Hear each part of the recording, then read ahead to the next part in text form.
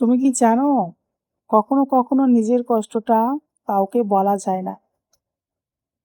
কখনো কখনো নিজের কষ্ট নিজের মধ্যে জমিয়ে রাখতে হয়। নিজের কষ্ট নিজের কাছে রাখাটাই সবচেয়ে ভালো। নিজের কষ্ট যখন তুমি কারো কাছে বলতে যাবা, তোমার কাছে যেটা কষ্ট সেটা কারো কাছে শুধু গল্প মনে হবে।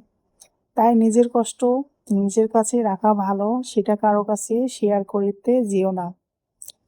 নিজে ভালো থাকবে কিভাবে, নিজে ভালো খাইবে কিভাবে, সব সময় এই চিন্তাটাই মাথায় রাখতে হয়।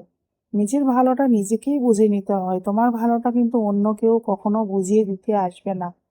তাই সমাজ বলো আর যে কোনো কিছুই বলো, তোমাকে কেউ এক প্লেট খাবার দিয়ে যাবে না, নিজের খাবারটা নিজেকেই কিন্তু রোজগার করে খেতে হয়।